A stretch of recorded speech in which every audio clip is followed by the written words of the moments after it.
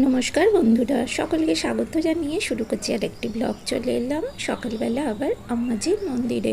আম্মাজির মন্দির যে আমি সন্ধ্যাবেলা শেয়ার করেছিলাম, তখন তো মন্দির বন্ধ হয়ে গিয়েছিল। আমাদের একজনের সাথে কথা বলতে বলতে দেখলাম মন্দিরটা বন্ধ হয়ে গেছে। তো এটা হলো আম্মাজির মন্দির। এখানে লোকাল লোকেরা সবাই বলছে মুক্তি মাতার মন্দির, যেটা কালকে আমাকে এখানকার একটা সাধু বলেছিলেন যে এটা নাকি মা চামুণ্ডার আরেকটি রূপ। এখানে প্রথমে আছে একটা শিবলিঙ্গ। শিবের মন্দিরের পর চারিদিকটা ঘুরে ঘুরে দেখছিলাম। আর এটা তো দূরে যে রাস্তাটা দেখা যাচ্ছে, কালকে তো শেয়ার করলাম, ওটা মাউন্ট আবু যাওয়া যায়, ওই রাস্তাটাই মাউন্ট আবু যাওয়ার রাস্তা। আর এখানে আছে একটা হনুমানজির মন্দির।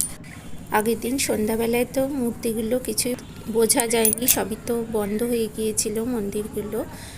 এখন বেশ সুন্দর লাগছে চারিদিকটার, এত নিরিবিলি শান্ত পরিবেশ, মানে মনে আপনি শান্তি চলে আসে। এবার এটা মন্দিরের ভিতরটায়, মন্দিরের ভিতরেই তো বললাম যে একটা গুহা আছে, গুহার ভিতরে মন্দির। মন্দিরে আছে বিভিন্ন দেবদেবীর মূর্তি। এটা একটা ধাপ উঠে আসার পরেই এরকম অনেক দেবদেবীর মূর্তি আছে ভিতরে। আর ভিতর দিকে আছে গুহা, যে গুহাতে এসে পঞ্চপাণ্ডবরা অজ্ঞাতবাসে ছিলেন, মানে অজ্ঞাতবাসে লুকিয়েছিলেন পঞ্চপাণ্ডব। এই মূর্তিগুলো আমি দেখিয়ে দিয়ে এবার ভিতর দিকে যাচ্ছি। এই যে ওই যে ভিতর দিকেও একটা মূর্তি আছে রাখা, বিভিন্ন দেবদেবীর মূর্তি। আমি মূর্তিগুলোর ঠিক নাম জানি না। এখানে যে সাধু বাবা ছিলেন তিনি তো বলেছিলেন যে মা চামুণ্ডার আর এক রূপ এখানে আছে, মানে মুক্তি মাতার তিনি হচ্ছেন মা চামুণ্ডারই আরেকটি রূপ।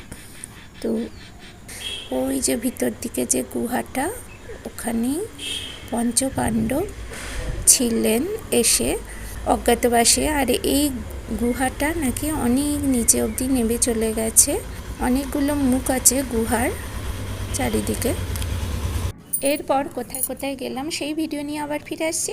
এখনকার মতো টাটা, সকলে ভালো থাকবেন, সুস্থ থাকবেন, পাশে থাকবেন, সঙ্গে থাকবেন।